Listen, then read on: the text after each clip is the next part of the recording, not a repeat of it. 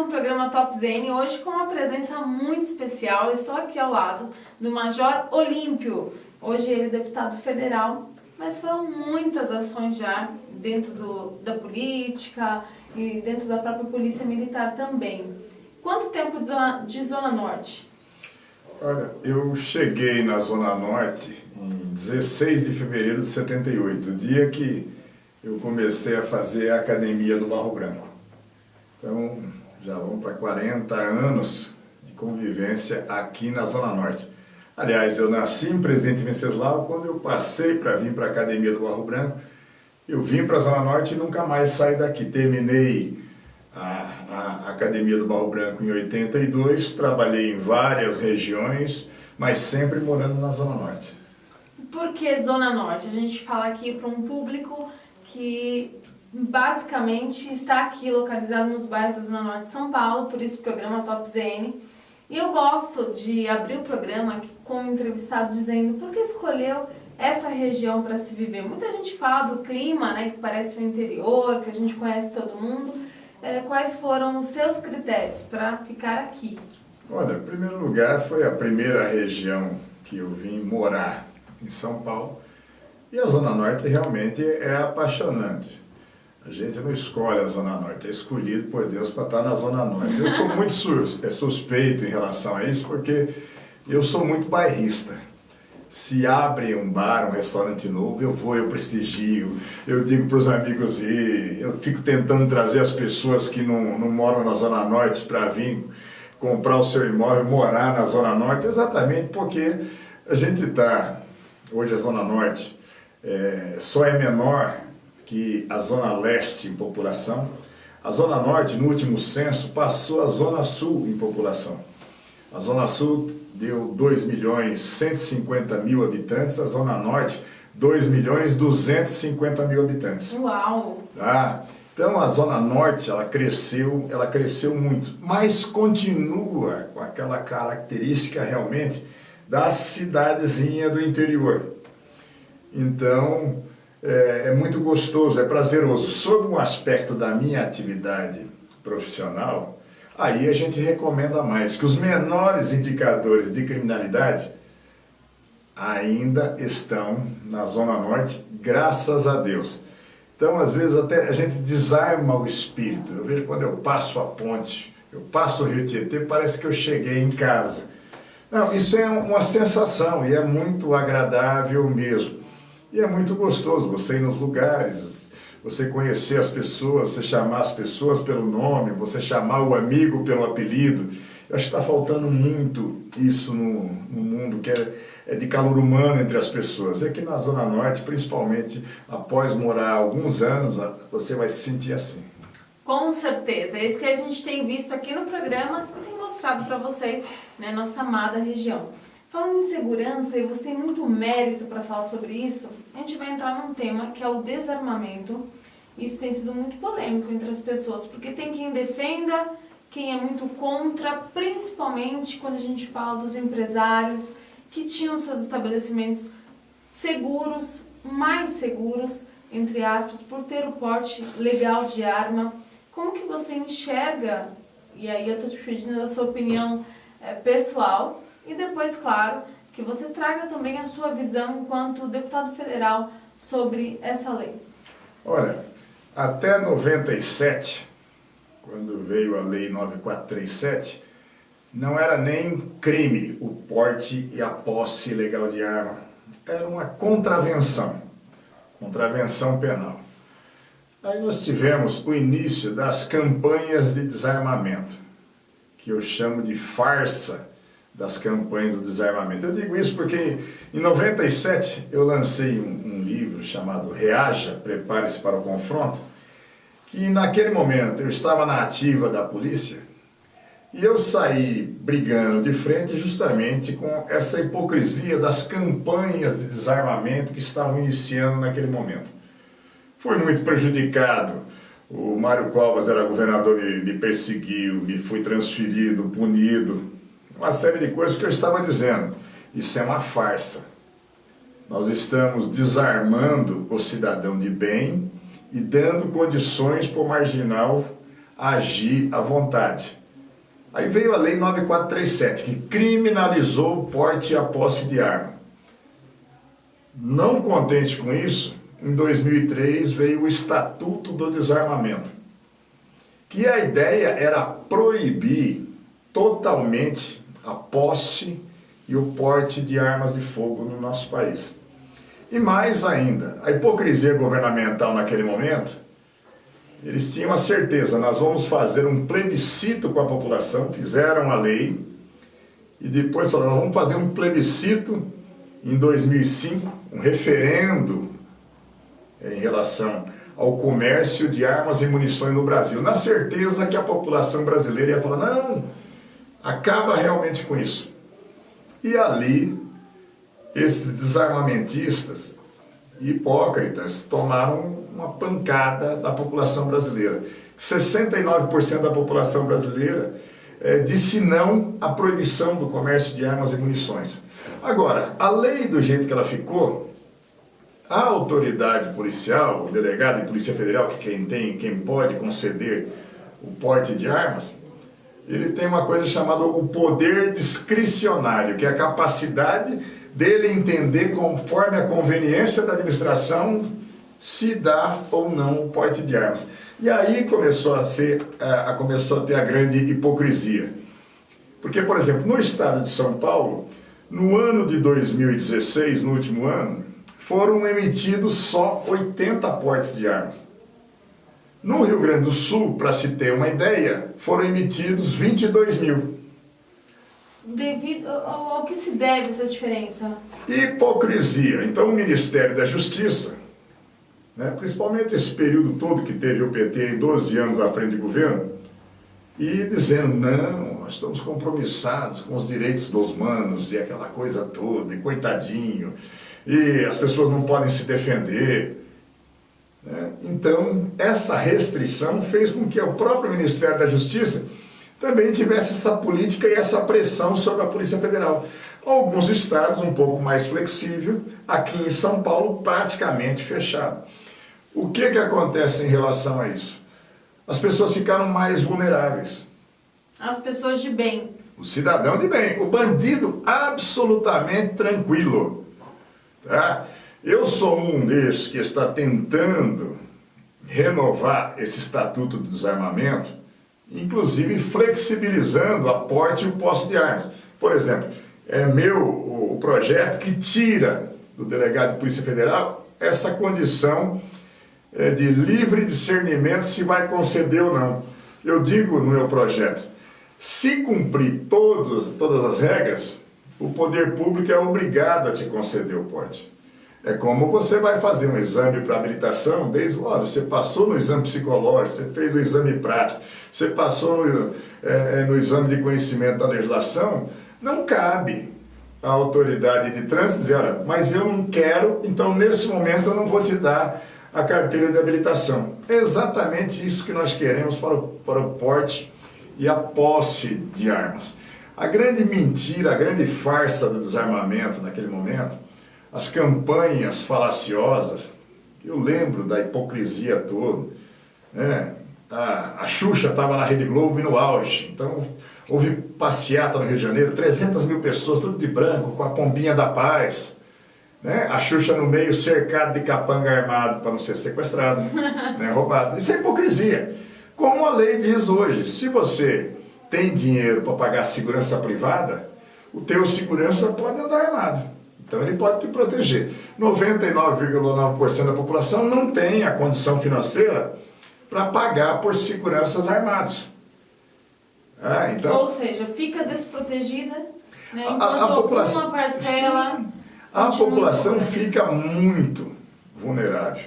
De 2005 para cá, quando entrou em vigor o Estatuto do Desarmamento, ao contrário do que se imaginava e se dizia nas campanhas, olha, vai diminuir a violência, a criminalidade, a morte de pessoas. Ao contrário, nós estamos com 60 mil mortes ano no Brasil.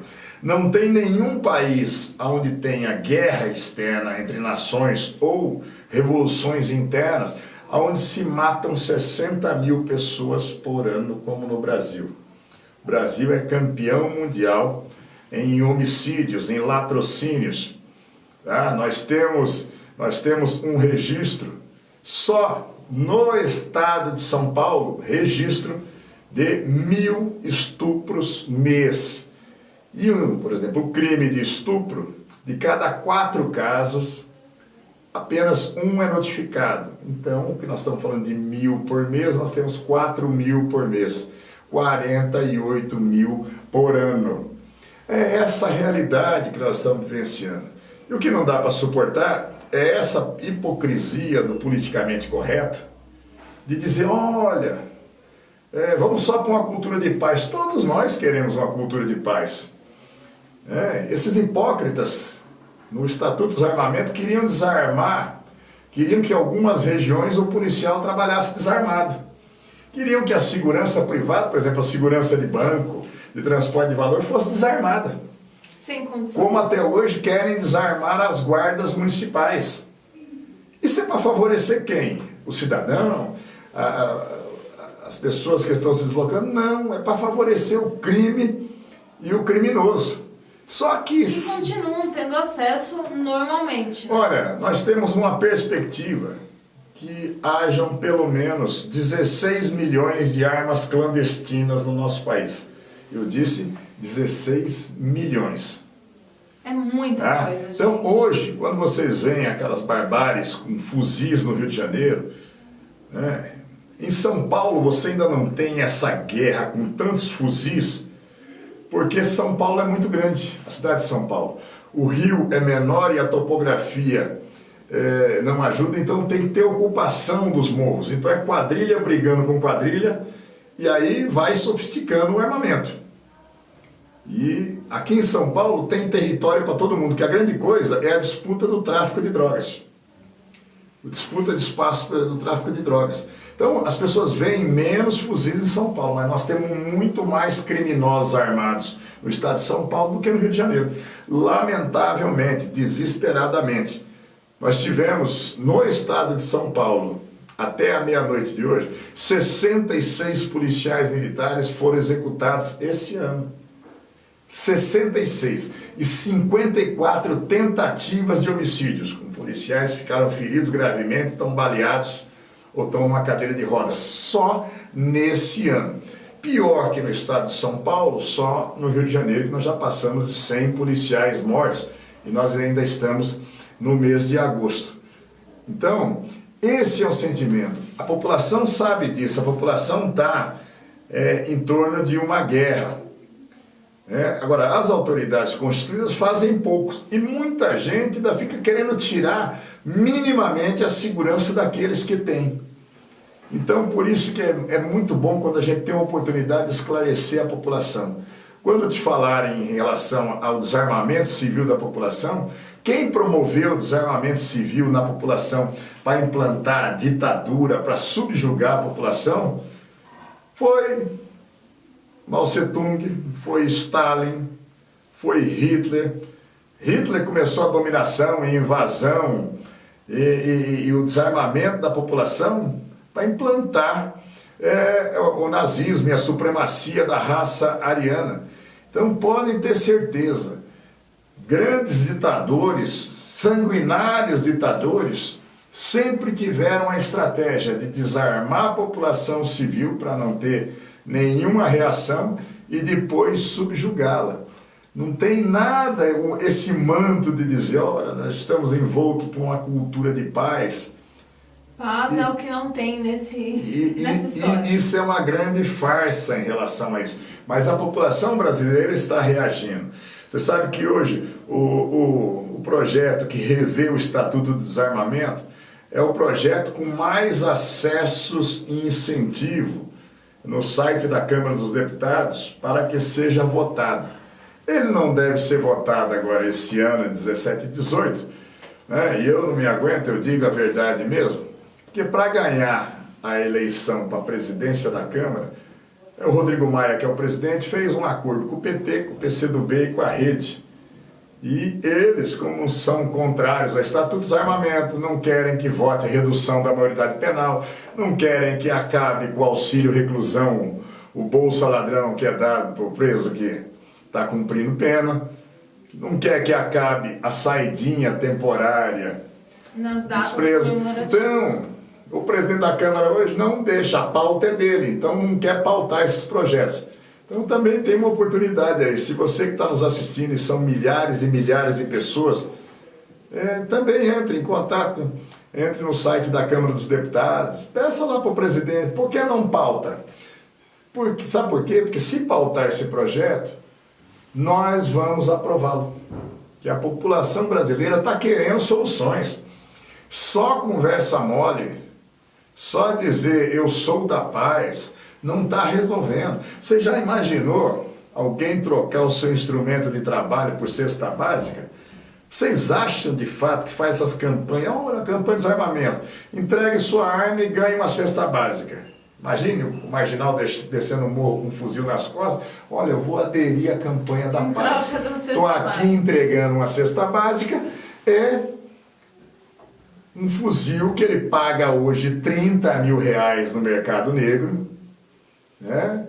Fuzil que a polícia não tem fuzis desta forma, os marginais têm. Não se esqueça, nós temos 16 mil quilômetros de fronteira seca. Os nossos portos e os nossos aeroportos completamente devassados. Então, nós não temos controle de fronteira hoje. Entra a arma que quer, a hora que se quer. Ela só não vai para o cidadão de bem. O cidadão de bem fala, eu não vou me armar se eu não tenho porte de arma, e daí eu vou pegar uma pena de 2 a 4 anos. O cidadão de bem não quer se arriscar isso. Agora você acha que o bandido, que ele pega um fuzil, ele vai assaltar uma agência bancária, um carro de transporte de valor, ele vai fazer um sequestro. Ele está disposto a atirar e a matar, mata policiais, mata o cidadão. Ele está lá, isso pode dar uma pena de até 30 anos. Ele está preocupado com a peninha acessória de 2 a 4 anos por causa do porte ilegal de armas, a posse ilegal de armas? De jeito nenhum. Então, essa lei, ela só inibiu o cidadão de bem. Então, o cidadão de bem, ele ficou completamente impossibilitado de se defender. Aqueles que podem ter ainda a sua posse de arma e não um porte, que era o antigo e chamado porte domiciliar, você falou dos comerciantes, do empresário, desde que ele seja o titular do estabelecimento, ou tenha a direção do estabelecimento, esse só pode ter a posse da arma para defesa dentro do seu estabelecimento ou dentro da sua casa. E nós já tivemos caso que o cidadão, ele, para se defender e defender a família, ele usou a arma dele e aí os marginais fugiram. Ele saiu na rua correndo atrás dos marginais, a polícia o prendeu, porque daí ele já estava na via pública, então era porte de arma. Nós tivemos em Santos um atleta de tiro que ele estava com a arma dele, que ele participa de competição. Chegando em casa, ele percebeu umas pessoas, enquanto a mulher abria o portão para eles entrarem na garagem, que ele seria abordado. Ele carregou e municiou a sua arma, ele foi baleado, e baleou também um dos marginais, a sua esposa o socorreu, depois já no hospital, fazendo a cirurgia, foram botar uma algema nele, porque ele não poderia estar usando a arma, aquele atirador, em público. Então isso é uma tremenda hipocrisia. A mulher dele foi presa também por alterar o local de crime, porque tirou ele do banco do motorista baleado, assumiu ela e foi socorrê-lo. E como coautora do porte ilegal dele. Eu estou dizendo isso por causa de isso são coisas altamente comprováveis que a mídia toda mostrou, não mostra com intensidade, mas é verdade. Então por que nós precisamos alterar a lei, flexibilizar esse estatuto de desarmamento? Ninguém quer a posse incontrolada das armas. Como um automóvel, você tem que ter um registro, você tem que ter um registro. E uma outra coisa, armas não matam pessoas, pessoas matam pessoas. Então, se deu vida à arma no Brasil, como, olha, as armas matam. Não. É o comportamento equivocado, marginal. Hoje, um bandido que está no farol, ele não tem sentimento humano nenhum em relação à vítima que pode estar passando dentro de um carro, numa bicicleta, numa Por motocicleta. uma briga boba, Não. uma discussão. O único não, que isso nada. O único sentimento que tem é o sentimento de pressão, de preensão do dedo indicador para puxar um gatilho. O cara passa, se ele falou, não gostei do carro do bacana, não gostei do carro da madame, né? Às vezes a pessoa está com o som do carro ligado, ou está cuidando dos filhos, como eu já tive caso de uma amiga que ela pegou o filho na porta da escola, ela não ouviu quando se bateu com o vidro, e ela pegou, avançou com o carro, ela tomou um tiro, né, que arrebentou, graças a Deus, da vida, mas arrebentou o rosto todo da moça, com o filho no bebê conforto atrás. Então, os marginais se sentem cada vez mais impunes.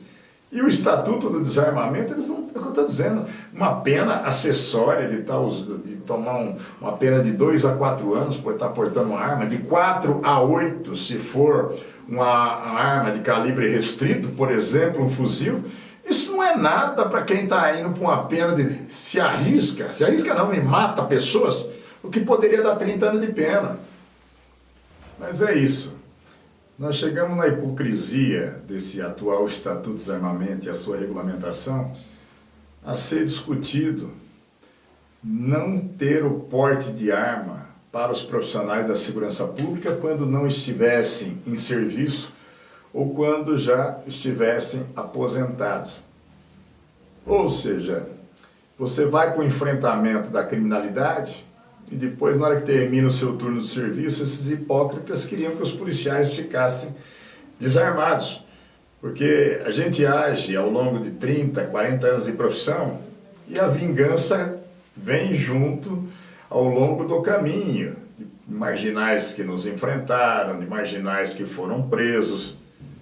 Né? E isso nós tivemos que lutar muito e continuamos a lutar. Vocês vejam que até hoje a regulamentação do porte de arma, por exemplo, de agentes penitenciários, agentes de escolta e vigilância, de guardas municipais, ainda não tem a plenitude do porte fora de serviço. E tudo isso se chama verdadeiramente hipocrisia. É tirar do cidadão de bem, incluindo os profissionais da segurança pública, o sagrado direito legítimo à legítima defesa. É para se defender, não é para sair promovendo violência. E as estatísticas, tantas vezes, na maioria das vezes, a simples exibição de uma arma de fogo, ela afugenta o adversário, o marginal. E isso não se torna uma estatística. Não é? Cada vez que um policial ou um cidadão armado saca a sua arma e com isso evita a prática de crimes, você não tem um registro, um boletim de ocorrência feito por aquilo. Então muitos desses hipócritas de plantão diziam, olha, de cada 15 casos que alguém reage, em 12, 13 casos, quem reage se dá mal, acaba ferido ou morto. Isso não é verdadeiro, foi feito simplesmente uma amostra quando se começaram essas campanhas em 95, 96, e que não se traduz em verdade. Então, logicamente, ninguém quer que se faça uma reação intempestiva. Se você está desarmado, você vai reagir contra uma pessoa armada, você vai ser executado. Agora, se você tiver preparo, e isso que a gente sempre defendeu também, né? Você precisa ter preparo, você precisa ter treinamento para se defender, seja com o que for, com arma de fogo, de forma muito especial, você conhecer, você dominar, você saber sacar com rapidez, você saber fazer tiros com precisão. Então é o que eu digo, as pessoas matam as pessoas, armas por si só elas não têm vida. E o que nós temos que evitar é a arma na mão do criminoso. E é isso que nós estamos defendendo sempre, pedindo para a população, se esclareça, não entre nessa política demagógica, hipócrita de dizer, olha, nós vamos ser contra o armamento para a população, para o cidadão de bem. Nós somos a favor do controle, da exigência de preparação, de habilitação para as pessoas. E isso é uma opção. Ninguém estará obrigado a usar armas de fogo ou a portá-las. O que não se pode tirar é o direito do cidadão de se defender, de defender a sua família, de defender a sua propriedade. Até porque o sistema de segurança pública no país, por a lei ser inadequada, por não ter investimentos governamentais, por falta de estrutura das polícias, é muito deficiente a segurança pública no país.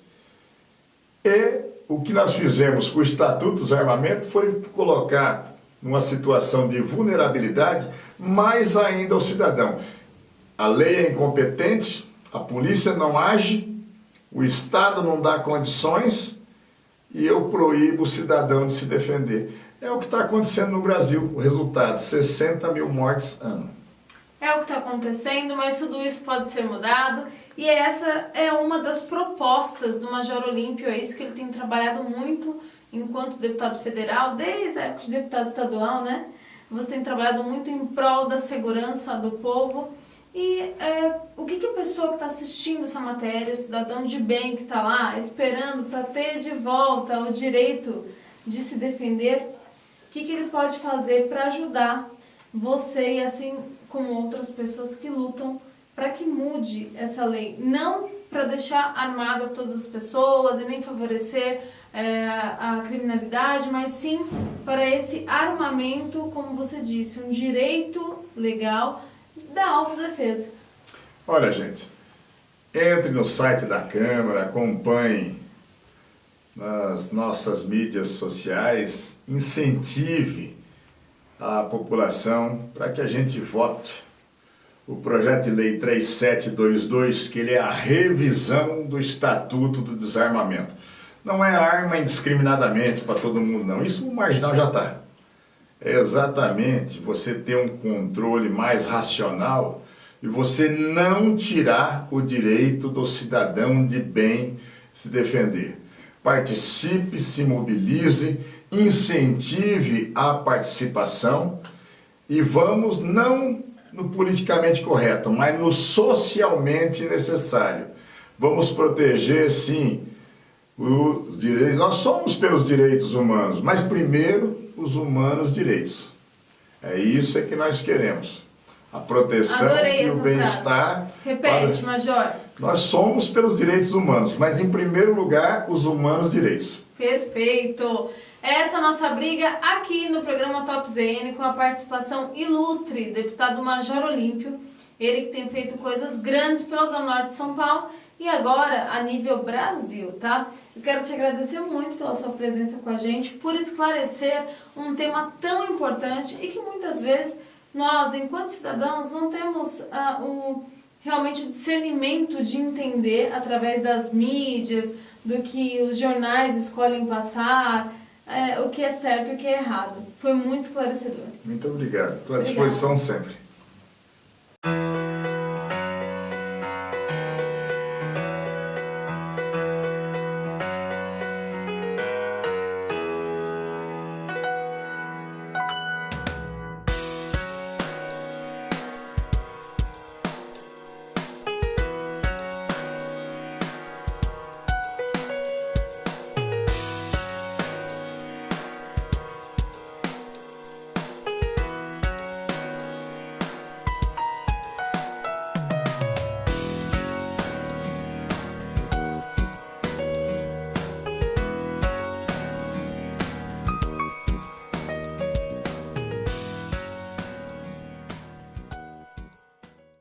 Olá, tudo bem?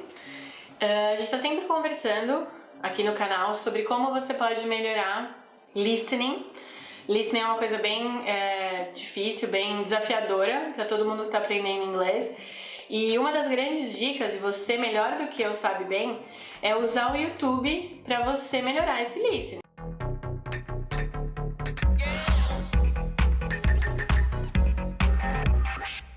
Então não só para você aprender inglês, ter as aulas aqui comigo, conversar comigo sobre o inglês, mas também ouvir canais, ouvir vídeos, assistir coisas que te interessem e que sejam no idioma nativo, pessoas falando inglês americano, britânico, australiano, sei lá, que você possa melhorar esse listening. Então hoje eu decidi trazer para você 3 canais que eu recomendo para você treinar o inglês. São canais americanos, que tem todos eles, eu decidi trazer, que tem legenda bacana em inglês, então você pode assistir com a legenda para treinar o reading também. E no final do vídeo tem um bônus de 2 outros canais que eu recomendo, então fica até o final para você ver esses outros 2 que eu recomendo e assisto toda hora. O primeiro canal que eu recomendo bastante é o canal Nerdwriter. Nerdwriter, eu vou deixar todos os links na descrição, mas o Nerdwriter, pessoal, ele fala bastante de almoço, um autor que fala, você só ouve a voz dele nos vídeos, e ele fala basicamente de cultura pop. Mas cultura pop num sentido um pouquinho mais profundo. Ele fala bastante sobre análise fílmica, sobre roteiros de séries, sobre cenas bacanas que aconteceram nos Estados Unidos, na televisão, em shows. Ele é muito legal, ele fala de um jeito bem pausado, apesar de ser um inglês bem desenvolvido, bem elaborado, porque ele não tá dando aula de inglês. Então é um canal normal, um canal falando sobre cultura pop. E ele fala muito sobre a linguagem das pessoas do mundo pop. Então, como Donald Trump se comunica, como a Lady Gaga escreve as músicas dela, como o, sei lá, Justin Bieber melhorou as letras das suas últimas músicas. Então, o que é bacana para você que está estudando inglês é que ele fala da língua usando a língua.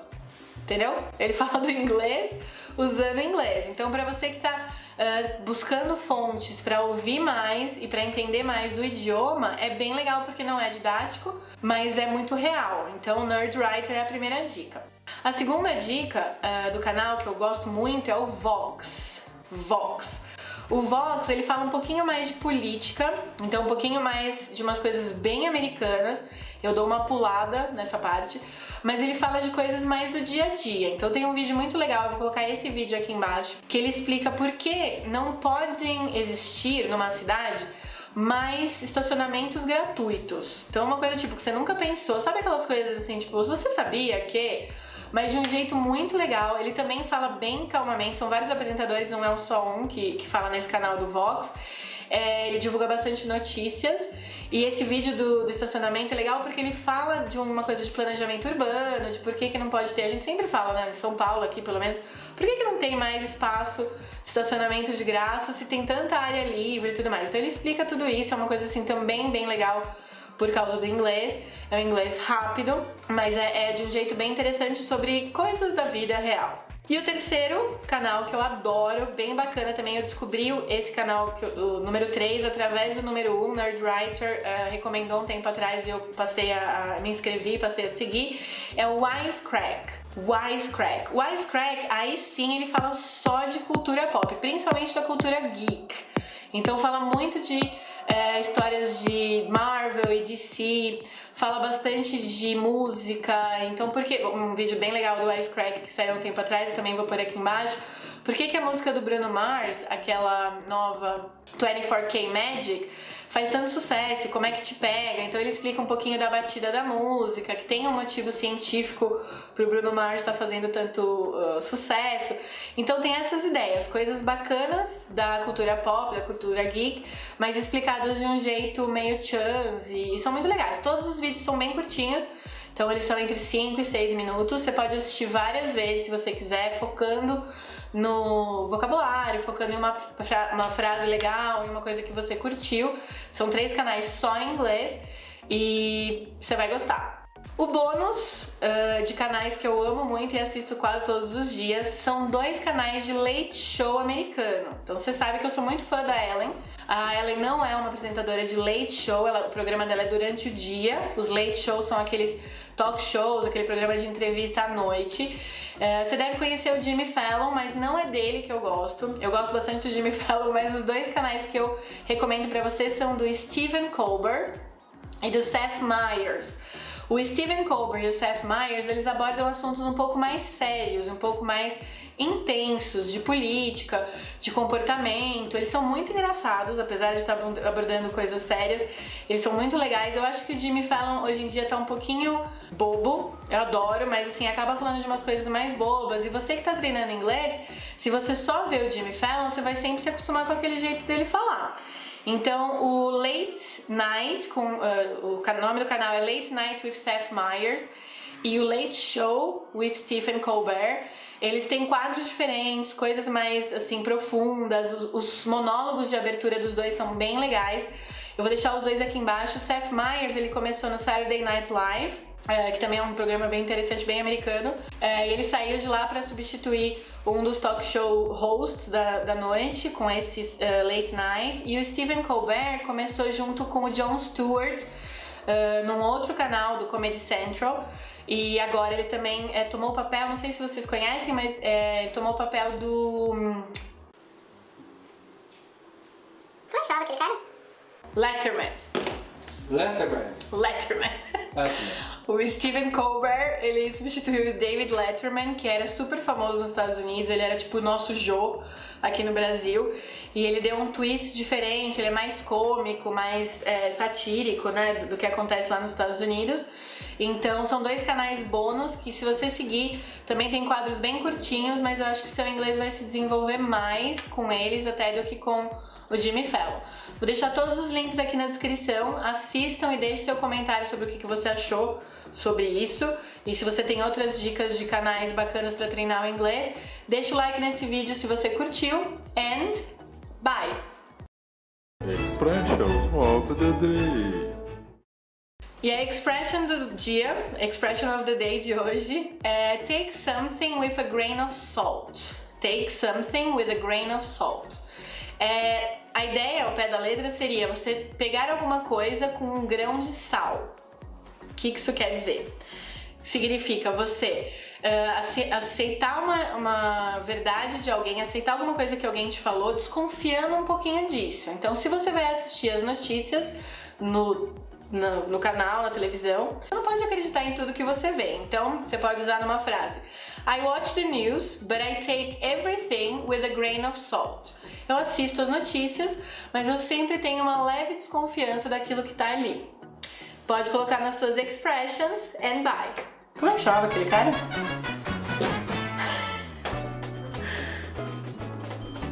Gente do céu. O cara mais famoso que era comparado com o Jô. Diana? Não, não vou lembrar. Tem que lembrar, fala aí. Ai, que ódio! David Sandor. David Letterman.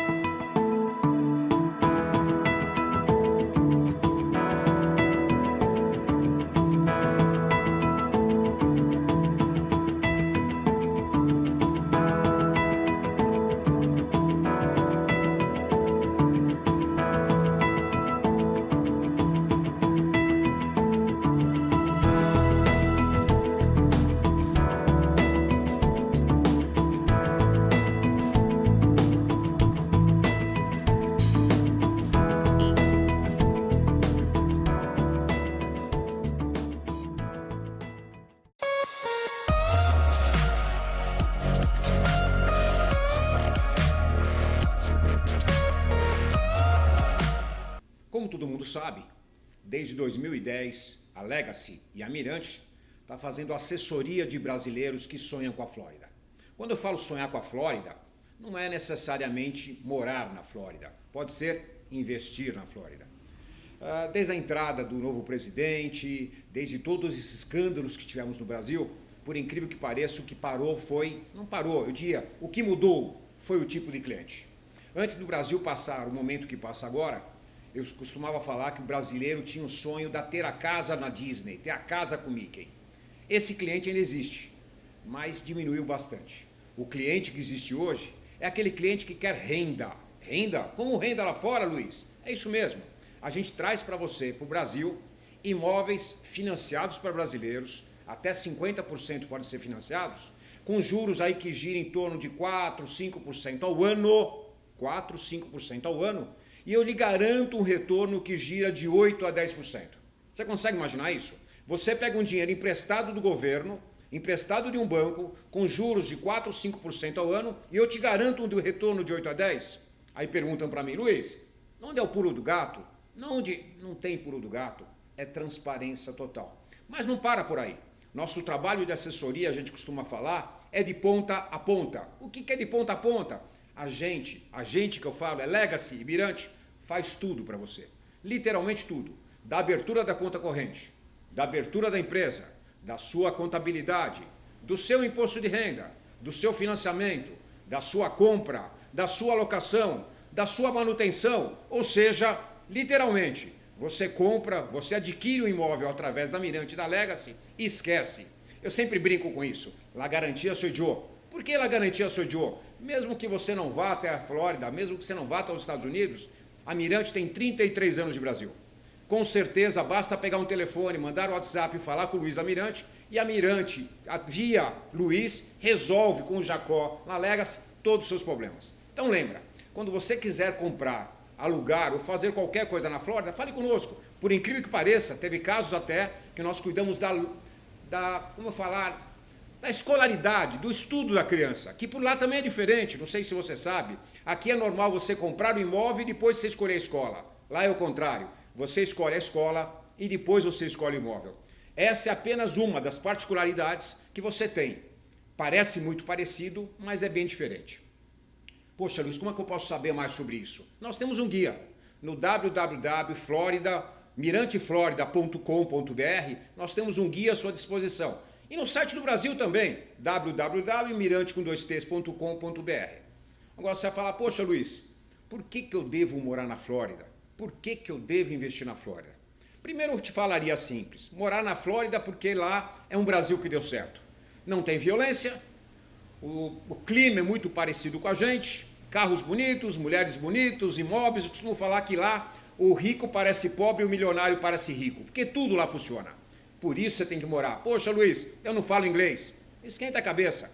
Na Flórida, praticamente, não se usa quase o inglês. É portunhol. Literalmente. 70% das pessoas que lá hoje trabalham, prestam serviço na Flórida, são latinos. Então, literalmente, você se sente em casa.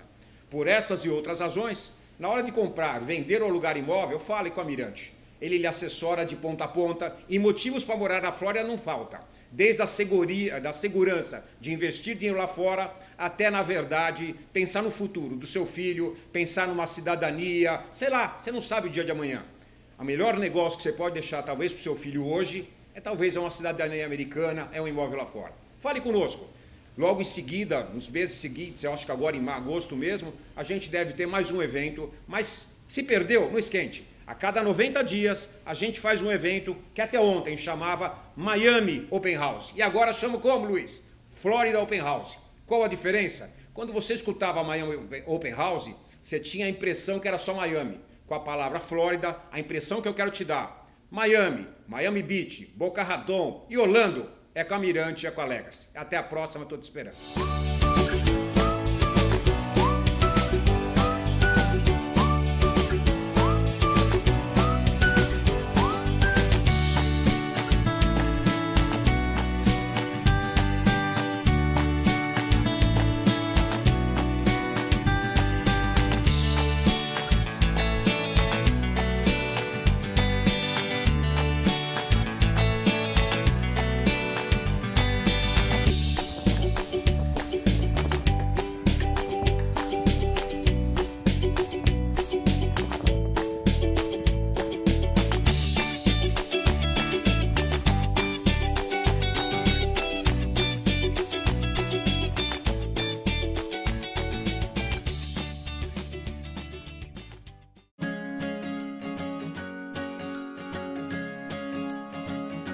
Se você procura um ambiente rústico, familiar, com o melhor buffet da nossa região, você tem que conhecer o restaurante Ovelhão.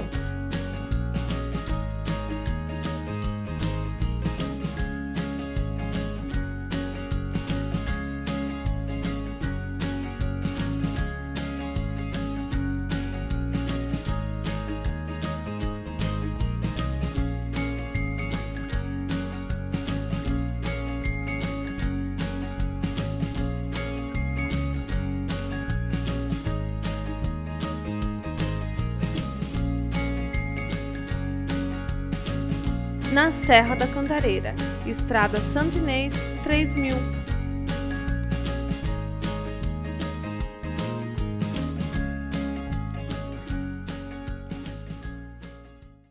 Olá a todos, mais uma vez aqui conversando sobre questões familiares, de filhos.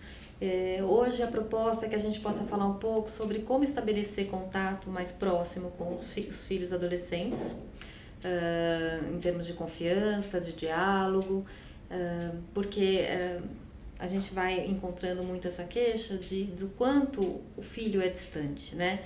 Mas muitas vezes a gente também vai olhando o outro lado e o quanto os pais, muito atarefados, né, na vida que a gente leva hoje, também não tem tempo para os filhos. Como é que a gente pode estimular o diálogo, né, e se fazer confiante ali naquela relação?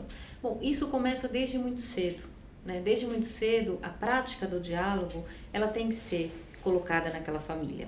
E diálogo não é conversa, né? Diálogo é uma troca de afeto, diálogo é troca de experiência, diálogo é eu mostrar para o meu filho algo que eu faço que eu gostaria que ele fizesse, é o exemplo, são os valores, né? Então, quando a gente fala, olha, filho, não faça isso, saia do celular, faça outra coisa, e eu tô ali naquela televisão e não saio da televisão, eu tô dizendo para ele que assim, olha, como é que eu posso confiar em você, pai, mãe, se você me pede uma coisa que você também não faz? Então a gente tem que ser o exemplo dentro de casa, né? E para a gente poder estabelecer esse diálogo, é importante que a gente tenha algumas posturas na relação com os filhos. Por exemplo, se colocar no lugar do filho. Naquela situação em que o filho está extremamente agitado ou irritado, tentar se colocar no lugar da criança ou do adolescente. Como é que surgiu aquela situação? Qual é o contexto daquela situação? Como é que eu me sentiria no lugar do meu filho? Para a gente poder ter o exercício, né, e exercer a questão da empatia. Como é que a gente pode se colocar no lugar do outro, entender o que o outro sofre, o que o outro está nos dizendo, porque muitas vezes a questão da birra em crianças ou o mau humor no adolescente tem a ver com uma comunicação que às vezes a gente tem que decifrar. E isso acaba aproximando muito os pais dos filhos, porque você começa a olhar para aquela criança e aquele adolescente de um outro jeito.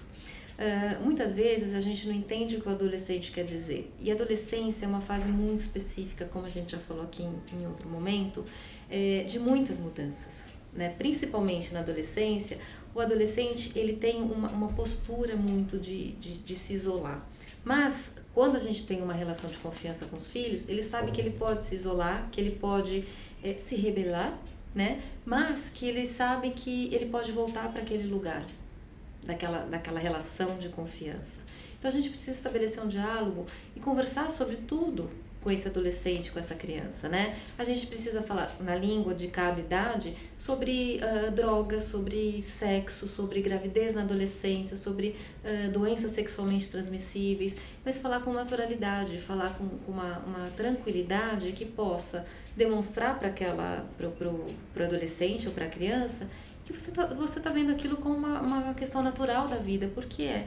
Né? Então eu recebo muitas famílias que, por exemplo, o filho precisa, quer tomar leite, manda um WhatsApp para a mãe, tá no quarto, manda um WhatsApp para a mãe que está na sala. E a mãe responde e vai lá e pega o leite. Como é que a gente... E muitas vezes o adulto não percebe que isso está sendo feito, né? Porque na correria, nas tarefas do dia a dia, ele não se coloca e não se percebe. Então, não, tem que ir lá no quarto, pedir para o filho, naquele momento, pedir de um outro jeito, né? Então, como é que a gente vai estimulando isso a partir de nós também? Né? Então, eu encontro muitas famílias sem saber muito o que fazer. Famílias, por exemplo, que o filho não se comunica, né? Fica no computador o dia inteiro, e não consegue estabelecer contato com o filho. Então tem que ter limite, as regras têm que ser claras naquela família, até para, por exemplo, a gente poder fazer aqueles rituais esperados na família. Sentar para comer juntos, pelo menos uma refeição por dia, não dá no jantar, não dá no almoço, que seja o café da manhã, né? Que seja um momento que aquela família sente para conversar. Eu tenho uma família que eu atendo que é muito interessante e eu carrego esse exemplo para todas as situações que eu vou compartilhar um pouquinho com vocês, que eles se reúnem quando tem uma questão, sei lá, uma questão que ela trouxe é que o filho pegou um lápis de um amiguinho na escola, 12, 13 anos. Eles reúnem a família para conversar sobre aquele assunto e trazer à tona, né, para discussão, que valores aquela família tem naquela determinada situação. Então, assim, nesta situação, nesta família, a gente não faz desse jeito, né? E não é pensar que é um júri. Não, é uma forma de você poder abrir um espaço para entender o que está acontecendo. E ela, normalmente, quando eles fazem isso nessas situações, é muito bem sucedido, porque você consegue lidar de uma outra maneira, sem violência, né, para poder lidar com as situações de uma maneira mais com diálogo, né? Então isso é para a gente poder pensar como é que a gente espera dos filhos e como é que a gente está se comportando na relação com esses filhos, né? De ter um momento e o jovem ele vai procurar os amigos, e isso faz parte do desenvolvimento. Mas a gente precisa estar ali, sobrevivendo, né, e sobreviventes de uma relação, para quando esse adolescente precisar ir procurar, né, nos procurar para poder falar dos sentimentos, poder falar das experiências, explicar sobre as experiências, narrar as experiências que a gente vive também para os filhos é muito importante, porque a gente, além de tudo, além de pais, somos humanos. Então é importante que ele veja, tá chorando? Tô chorando. Os pais também choram.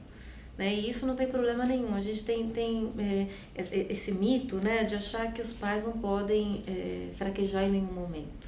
Então é importante dividir essas experiências com os filhos e, com isso, semear um pouco mais do diálogo e da proximidade com eles. É isso.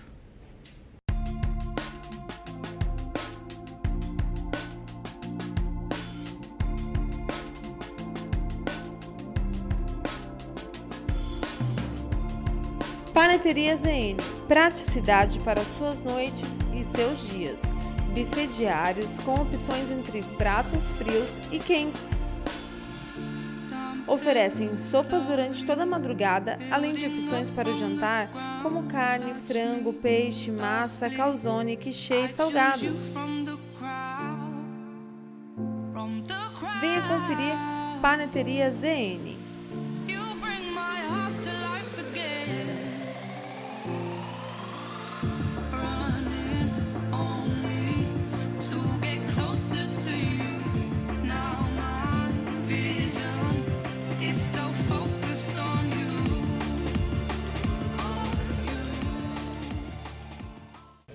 Olá pessoal, vamos descobrir um pouquinho mais sobre vinhos. Vamos dar uma viajadinha para a região do Douro hoje e falar de um produto que a gente ainda não falou aqui no programa Universo Dossetti, vinho do Porto. Eu sou Marcelo Ferro do Empório Dossetti, estou hoje com o Anderson da Portos, bem-vindo. Obrigado Marcelo, tudo bem? Tudo jóia. Tá bom. Quinta da Romaneira, 10 anos, Tawny. Fala um pouquinho pra gente desse vinho, Anderson. Então, na verdade, Marcelo, vou falar um pouquinho primeiro da vinícola, né? Que é uma vinícola da região do Douro, né? Onde vai se dividir um pouco entre Cimacorgo e Douro Superior, né? Que é uma das sub-regiões do Douro. Aproximadamente, mais ou menos 220 quilômetros da região do Porto, a cidade do Porto, né? É uma vinícola que hoje tem 412 hectares. É uma propriedade bem grande. Aonde a produção de vinho, porém, é pelo tamanho da propriedade pequena, porque hoje ela se produz apenas, desses 412 hectares, apenas 86 hectares são para vinho, sendo que 30% desses 86 é de vinho do Porto. E isso prioriza a qualidade? Prioriza, porque normalmente a Romaneira ela não compra uvas de ninguém, ela faz somente de produção própria, e isso sempre priorizando sempre a qualidade, nunca a quantidade. Em papo anterior, a gente estava conversando aqui Então esse aqui é um vinho do Porto de 10 anos, ok? 10 anos você me falou que é média. Explica pra gente um pouquinho, é interessante saber isso aí. Então, na verdade, o vinho do Porto Tawny, normalmente existe 3 tipos. Os vinhos do Porto branco, Tawny e Ruby. O Tawny, ele sempre vai ser envelhecido em carvalho. No caso aqui a gente tem um Tawny 10 anos. Então aqui ele não é safrado, então aqui no caso ele é uma mistura de safras. Então pode ter de 3 a 4 safras do vinho. Porém a média tem que dar 10 anos. Então aqui a gente pode ter, num caso, um exemplo, pode ter vinhos do Porto de 8 e de 15, vai. 15, aí 7, 8, 15. Na média tem que dar 10 anos. 10 anos. 10 anos. Hábito de vinho do Porto. Eu sou descendente de portugueses e de italianos. E eu sou do tipo que tomava vinho do Porto com ovo, com gemada com vinho do Porto, meloa com vinho do Porto. E minha família sempre usou isso de aperitivo e digestivo. Isso existe até hoje. Como é que está o consumo de vinho do Porto? Você sabe me dizer? Existe. As pessoas mais antigas, as pessoas mais do Porto, de Portugal, usam sempre como aperitivo, às vezes com charuto. As pessoas assim, um pouco mais modernas são sobremesas, às vezes com doces, isso vai depender do momento. É bem versátil, né? É bem versátil. Não, eu já vi também. Para quem é fumador de charuto, para acompanhar até chocolate, não é? Chocolate mais escuro, né? Até sobremesa, é uma experiência que eu recomendo para vocês, eu já fiz, é excepcional. Vamos experimentar um pouquinho do Quinta da Romaneira? Vamos.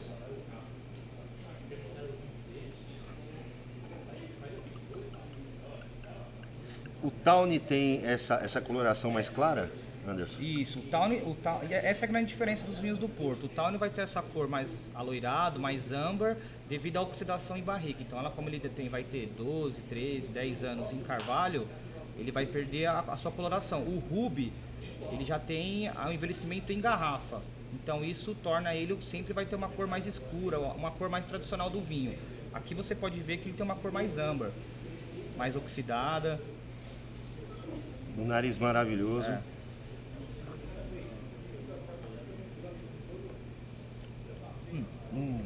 E você pode sentir que ele é bem... Se eu tivesse na Ana Maria Braga, eu passava embaixo da mesa. Maravilhoso. Maravilhoso, né? Não, delicioso. E outro diferencial do vinho do Porto, Marcelo, é que a grande diferença é que ele no processo eles interrompem a fermentação com a aguardente vínica, né? O grappa, né? É como se fosse uma cachaça de vinho. E ele, no entanto, ele é um pouco mais alcoólico, assim, ele tem 19,5. Então, essa prática e o início do vinho do Porto foi até feita pelos ingleses, que eles viajavam muito de navio pela Europa e eles levavam muita quantidade de vinhos no navio. E às vezes eles tinham medo de o vinho oxidar, o vinho estragar, eles acrescentavam brandy ou aguardente para o vinho não estragar, para acrescentar álcool. E assim foi criado o vinho do Porto? Aí sim foi criado o vinho do Porto. Depois foi evoluindo, aí os portugueses começaram a desenvolver o método e hoje virou um dos clássicos, né? Vinhos portugueses, que é o único, né? Vinho do Porto só pode ser vinho do Porto, igual o champanhe na França. Entendi. Vou tomar até mais um golinho. Sensacional. Eu, se fosse vocês, não perderia essa experiência. Anderson, muito obrigado. Anderson da Portos, Quinta da Romaneira, 10 anos, experiência que vocês não podem perder aqui no Empório do 7, Alameda Afonso Schmid 37, estou esperando vocês. Obrigado. Vamos fazer um brinde? Claro. Um brinde.